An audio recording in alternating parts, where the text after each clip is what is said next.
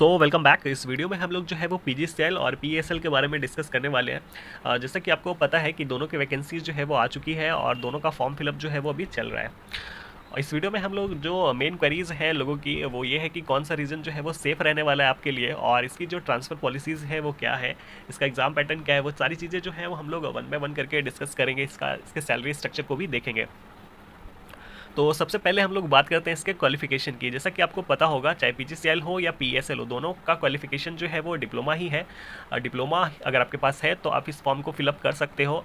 अब लोगों का डाउट है कि क्या बीटेक वाले एलिजिबल हैं क्या, तो नहीं, बीटेक वाले जो है वो एलिजिबल नहीं है। सिर्फ बीटेक है तो एलिजिबल नहीं है, डिप्लोमा प्लस बीटेक भी है तो भी आप एलिजिबल नहीं हो। बट इसमें जो है बीटेक, वही बीटेक वाले एलिजिबल हैं जो कि अपेयरिंग में है ना, जिनका डिप्लोमा हो चुका है और जो बीटेक अभी कर रहे हैं ना, वो पास आउट नहीं हुए बट अभी वो अपेयरिंग में है, तो वो बीटेक वाले जो है वो एलिजिबल है। इसमें जो इंपॉर्टेंट चीज़ है वो ये है कि 70% है ना मार्क्स आपका मैंडेटरी है। अगर आपका मार्क्स जो है वो डिप्लोमा में 69.9 भी है तो भी आप इस फॉर्म को फिलअप नहीं कर सकते। इसकी जो एप्लीकेशन फ़ी है वो 300 है, और इसकी जो एज क्राइटेरिया है वो 27 ईयर मैक्सिमम है। उसके बाद आपका ओबीसी और एससी/एसटी वालों को जो रिलैक्सेशन दिया जाता है वो इसमें आपको मिलेंगे। इसकी जो लास्ट डेट है वो 12 नवंबर आपका इसका लास्ट डेट है, तो आप इसको ध्यान में उसको रखेंगे। अब मेन जो डाउट है बहुत सारे लोगों का कि इसकी जो वैकेंसीज़ है और इसका जो रीजन वाइज डेटा है, कौन से रीजन में हम अप्लाई करें जिससे कि हमारा सिलेक्शन हो जाए। तो जैसा कि आपको पता होगा कि टोटल वैकेंसी जो है वो 795, यानी बहुत ज़्यादा सीट जो है वो इस बार पीजीसीएल ने निकाली है। इसका कहीं ना कहीं मेन कारण है कि अभी पीजीसीएल में बहुत सारे प्रोजेक्ट जो है वो पीक पे हैं, तो इनको बंदे की ज़रूरत है, तो इसलिए जो है वो इतनी सीटें जो है वो आई हैं। और पीजीसीएल पिछले 2-3 बार से जो है वो एक साथ वैकेंसीज़ जो है वो निकाल रहा है। पहले जो है वो अलग अलग वैकेंसीज़ आया करती थी। अब मेन जो डाउट है कि हम कौन से रीजन में जो है वो अप्लाई करें, तो इसका जवाब यही है कि अगर आप अपनी स्टडी को देखें, है ना, आप अपनी स्टडी को देखो, अगर आपकी प्रिपरेशन अच्छी खासी है तो आपका जिस भी रीजन में मन करे आप अपने घर के पास भी जो है वो इस पास के जो रीजन है उसमें अप्लाई कर सकते हो। लेकिन अगर आपको लग रहा है कि मेरी प्रिपरेशन जो है वो कहीं ना कहीं थोड़ी कम है, थोड़ा सा डाउन है, तो फिर आपके लिए जो बेस्ट ऑप्शन होगा मेरे अकॉर्डिंग वो SR2 रीजन का होगा। पिछले जो भी 2-3 साल का आप डेटा उठा के देखोगे तो जो SR2 का जो रीजन है ना, वो उसका जो कट ऑफ है वो थोड़ा सा कम जाता है बाकी रीजन से। ऐसे भी लोगों को पता है कि जो नॉर्थ वाले रीजन हैं, चाहे वो है ना NER हो या फिर NR हो, ER हो, तो इस तरफ जो है वो कट ऑफ जो है वो ज़्यादा जाता है। यानी नॉर्थ की तरफ जो है वो कट ऑफ ज़्यादा जाता है, साउथ की तरफ थोड़ा कम कट ऑफ जाता है। तो अगर आपको थोड़ा सा सेफ में जाना है तो आपको जो है वो साउथ रीजन जाना चाहिए, और मेरे अकॉर्डिंग जो है वो SR2 रीजन आपकी पहली प्रेफरेंस होनी चाहिए। आप एकदम जो है वो SR2 रीजन डालें। अगर आपको लगता है कि SR2 रीजन में ज़्यादा भीड़ है तो मेरे अकॉर्डिंग जो है वो आप WR2 रीजन सेलेक्ट कर सकते हो। इसके बाद जो है वो आप SR1 रीजन ही सेलेक्ट करें। उसके बाद जो है वो आप NR रीजन के बारे में सोचें। वैकेंसीज़ जो है वो ज़्यादा कम ना देखें, रीजन जो है वो मेरे अकॉर्डिंग यही चीज़ें आप सेलेक्ट करोगे तो आपको कहीं ना कहीं बेनिफिट होगा। जब इसका रिजल्ट आएगा तो आपका इसका इफेक्ट जो है वो देखने को मिलेगा। बाकी यहाँ पे रीजन वाइज वैकेंसीज लिखी हुई है, आप अपने अकॉर्डिंग देख सकते हो। सीसी जो दिल्ली है सबसे ज़्यादा कट ऑफ जाता है, ER1 ER2 में भी कट ऑफ ज़्यादा ही जाता है। उड़ीसा में 34 सीटें हैं, NER में 47 वैकेंसीज़ है, NR1 में 84 है, NR2 में 72 है। तो इस तरीके से वैकेंसीज़ हैं, और यहाँ पे मैंने जो है बताया उसके अकॉर्डिंग अगर आप काम करोगे तो कहीं ना कहीं आपको इसका बेनिफिट जो है वो रिजल्ट के टाइम जो है वो मिलेगा। तो आपको जैसे कि पता ही होगा कि हर रीजन का जो है वो अपना अपना कट ऑफ भी होता है। तो सबसे पहले आप SR2 को पिकअप करो, उसके बाद WR2 को पिकअप करो, WR1 को पिकअप करना, उसके बाद SR1 को पिकअप कर सकते हो। तो ये 3-4 रीज़न है, इसी 4-5 रीज़न में से कोई अगर आप डाल दो। अगर आपको लगता है कि आपकी प्रिपरेशन थोड़ी सी वीक है तो आप इसमें जो है वो इन चारों में से जो है कोई एक सेलेक्ट कर सकते हो। उसके बाद हम लोग बात करते हैं इसके सिलेबस की, है ना। सिलेबस जो है वो दोनों का सेम ही है, चाहे वो पीजीसीएल की बात करें या फिर पीएसएल की बात करें। पीएसएल है ना, इसकी सब्सिडरी कंपनी है, पीजीसीएल की सब्सिडरी है पीएसएल, पावर ग्रिड है ना, एनर्जी सर्विस लिमिटेड करके इसकी सब्सिडरी। तो इसके सिलेबस की हम लोग जैसे बात कर रहे थे कि इसका जो सिलेबस इस तरीके से है कि 170 क्वेश्चन जो है आपको आने वाला है, और इसमें 120 नंबर जो है वो टेक्निकल होता है, 50 नंबर का हमारा नॉन टेक्निकल होता है। इस 120 जो डोमेन जो होता है आपका, जो भी सब्जेक्ट है आपका, जो भी स्ट्रीम है, उससे जो है वो आपका 120 नंबर का सवाल आएगा, और 50 नंबर में मैथ, इंग्लिश, रीजनिंग और सीए आपका जनरल अवेयरनेस जो है वो आपका रहने वाला है। इसमें इंपॉर्टेंट ये है कि इसमें जो है वो सेक्शनल कट ऑफ होता है, यानी कि 50 में से 15 नंबर जो है वो आपको नॉन टेक में लाना ही होगा, और 36 नंबर जो है आपको टेक्निकल में लाना ही होगा। ये जो है वो सेक्शनल कट ऑफ है। बहुत सारे स्टूडेंट का क्या होता है कि वो मतलब कि टेक्निकल में बहुत अच्छा स्कोर कर लेते हैं और 50 में से इधर उनका 15 नहीं आ पाता, 14 रह जाता है, 13 रहता है, तो उनका सिलेक्शन जो है वो नहीं होता है। तो आप इस चीज़ को ध्यान में रखेंगे और इसके अकॉर्डिंग जो है वो आप अपनी प्रिपरेशन को करेंगे। इसमें जो नेगेटिव है वो 1/4 है और आपका जो सिलेक्शन प्रोसेस होगा वो 100% जो है वो सीबीटी बेस्ड सिलेक्शन होगा, यानी कि सीबीटी में जितने मार्क्स आएंगे उसके आधार पर ही आपका सिलेक्शन होगा। इसमें कोई भी स्किल टेस्ट वगैरह नहीं है, तो आपको टेंशन लेने की ज़रूरत नहीं है। तो इसकी प्रिपरेशन करें कहाँ से? तो इसके लिए सबसे बेस्ट है कि इसके PYQs जो है वो आप एनालिसिस कर डालो। इसका एग्ज़ाम जो है वो डेफिनेटली आपका जनवरी तक जो है वो इसका एग्ज़ाम होगा। तो आपके पास ज़्यादा टाइम है नहीं, अभी लगभग नवंबर और दिसंबर 2 महीने का वक्त है, आप इसकी प्रिपरेशन कर सकते हैं अच्छे से।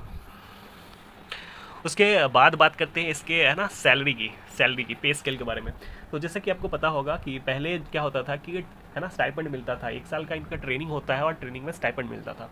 इस बार से इन्होंने क्या कर दिया है कि आपको जो है वो ट्रेनिंग में भी जो है आपकी सैलरी मिलेगी विथ 24,000 बेसिक पे और 3% इंक्रीमेंट के साथ, जो इन्होंने एस नॉट लेवल का बताया उसके अनुसार जो है आपको इसकी सैलरी मिलेगी।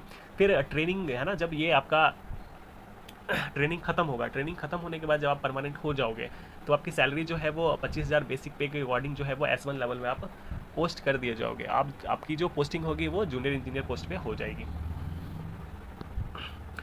उसके बाद जो इंपॉर्टेंट चीज़ें हैं वो ये है कि इसमें बॉन्ड है। बॉन्ड कितना है? तो वो 2.5 लाख का बॉन्ड है। कितने सालों के लिए है? तो वो 3 सालों के लिए है प्लस 1 साल का ट्रेनिंग, है ना, यानी कि आपको 4 साल जो है वो सर्विस देना होगा। और ये जो बॉन्ड की जो राशि है वो 2.5 लाख रुपया है। ये आपका OBC, UR और EWS के लिए है। SC ST PWD वालों के लिए ये 1.2 लाख रुपीज़ जो है वो इन्होंने बताया। तो अगर आप इन 3 सालों में या 4 सालों में कभी भी क्विट करते हैं तो आपको इतनी राशि जो है वो विथ GST के साथ जो है वो आपको पे करना होगा।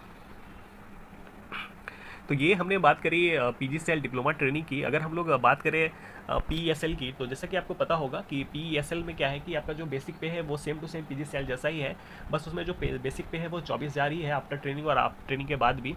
बट इसमें जो है वो बहुत सारी जो है वो फैसिलिटीज़ जो है वो आपको PESL में मिलने वाली है। इसमें जो एस नॉट लेवल होता है उसमें आपका सब जूनियर इंजीनियर होता है, जबकि आपका PGCL डिप्लोमा ट्रेनिंग में क्या होता है वो जूनियर इंजीनियर होता है। इसमें जो फैसिलिटीज़ है वो कहीं ना कहीं PGCL डिप्लोमा ट्रेनिंग से PSL में ज़्यादा फैसिलिटीज़ आपको मिलेंगी। अच्छा लोकेशन मिलता है, ज़्यादा काम जो है वो आपको नहीं करना पड़ेगा, फिक्स्ड वर्क होता है और कोई भी एक्स्ट्रा आवर वर्क इसमें आपको नहीं देखने को मिलता है। तो मेरे अकॉर्डिंग जो है PESL जो है वो कहीं ना कहीं जो PGCL डिप्लोमा ट्रेनिंग वालों से बेस्ट जॉब होती है।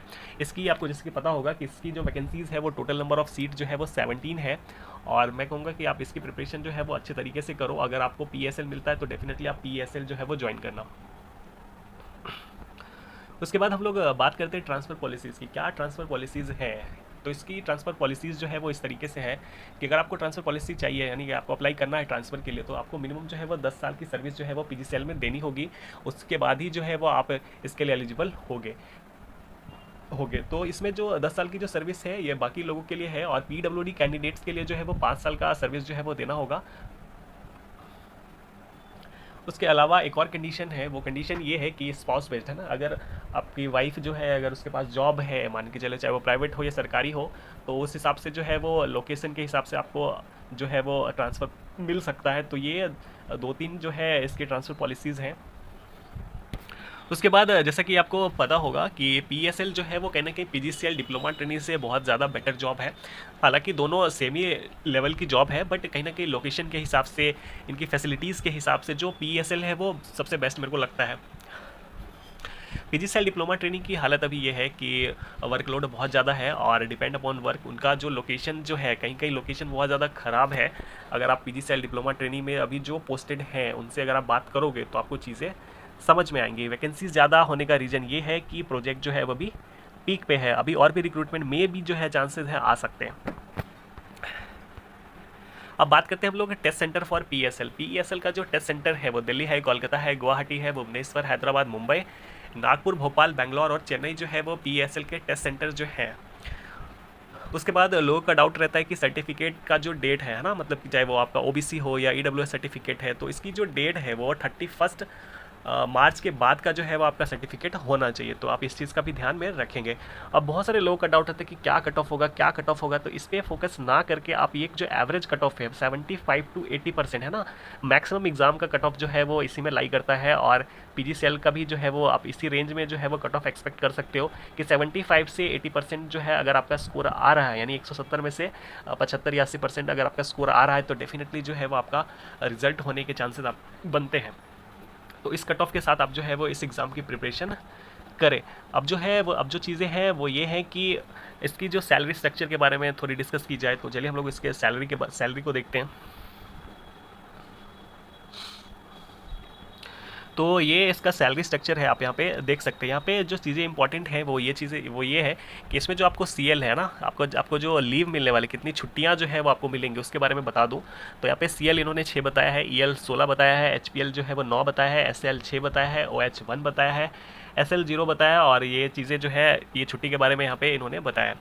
उसके बाद ये जो सैलरी स्ट्रक्चर है ये 2023 का सैलरी स्ट्रक्चर है। अभी जो है वो यहाँ पे अगर आप DA देखेंगे तो DA 39 है, जबकि अभी DA जो है वो 44% है, तो कहीं ना कहीं इसमें इंक्रीमेंट होगा। और ये जो सैलरी है वो आफ्टर ट्रेनिंग है ना, आप देख सकते हैं यहाँ पे S1 ग्रेड जो है यहाँ लिखा हुआ है। तो ये जो सैलरी है आफ्टर ट्रेनिंग है, और यहाँ पे देख सकते हैं टोटल जो सैलरी है इन्होंने बताया 48,469.3, और इसमें जो टोटल डिडक्शन हुए वह 6,892 रुपये जो है वो डिडक्शन हुए, और नेट पे जो आपके इन हैंड सैलरी होगी वो 41,577। एक्चुअली ये 39 DA के अनुसार है, अगर 44% के हिसाब से देखा जाए तो उसमें जो है वो कहने के और ऐड ही होगा। तो ये इसका सैलरी स्ट्रक्चर हो गया, इससे आप जो है वो मोटिवेट हो सकते हैं इस एग्ज़ाम की प्रिपरेशन के लिए। और ये जो है वो PSL और PGCL के बारे में कुछ बातें थी जो आपको जानना ज़रूरी थी। अगर आपको लगता है कि PGCL और PSL के बारे में और भी कुछ चीज़ें रह गई हैं जो आपको ज़रूरत है, तो आप नीचे कमेंट कर सकते हैं, we will try to help you. So thank you.